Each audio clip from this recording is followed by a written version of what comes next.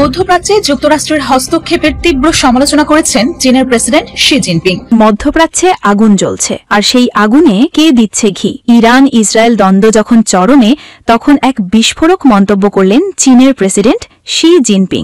বললেন, মার্কিন যুক্তরাষ্ট্রের মধ্যপ্রাচ্যে নীতি দায়ী এই বিপর্যয়ের জন্য। দর্শক বন্ধুরা, আজকের আলোচনায় আমরা জানব চীনের প্রেসিডেন্ট শি জিনপিং কি বললেন যুক্তরাষ্ট্র সম্পর্কে, কেন তিনি এত কড়া ভাষায় সমালোচনা করলেন এবং এই মন্তব্য ভবিষ্যতের ভূরাজনীতিতে কি প্রভাব ফেলতে পারে। ভিডিওটি পুরোটা দেখুন, কারণ শেষে থাকছে বিশ্লেষণ, কে আজ সত্যি আর কে শুধু আগুনে ঘি ঢালছে।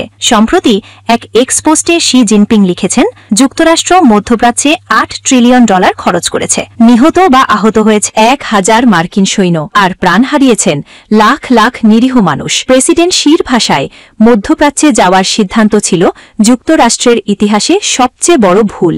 এই মন্তব্যে বিশ্ব কাঁপছে, কারণ একজন রাষ্ট্রপ্রধান এত খোলাখুলি আর সরাসরি যুক্তরাষ্ট্রকে দায়ী করাটা নজিরবিহীন। এই মন্তব্য এসেছে এমন এক সময় যখন ইরান ও ইসরায়েলের মধ্যে উত্তেজনা চরমে। সামান্য ভুল পদক্ষেপেই শুরু হতে পারে আরেকটি যুদ্ধ।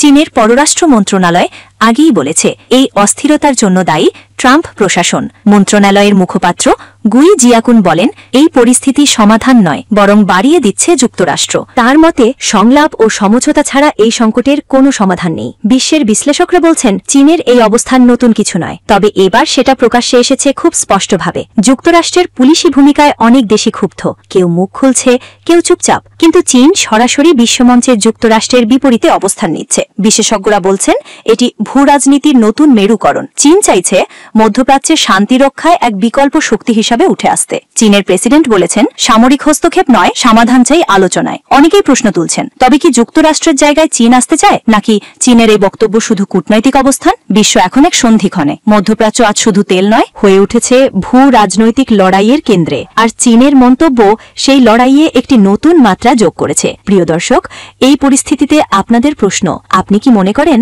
চীনের সমালোচনা যুক্তরাষ্ট্রের জন্য এক সতর্কবার্তা, নাকি এও এক রাজনৈতিক কৌশল? কমেন্টে লিখে জানান আপনার মতামত। ভিডিওটি ভালো লাগলে লাইক, কমেন্ট ও শেয়ার করুন,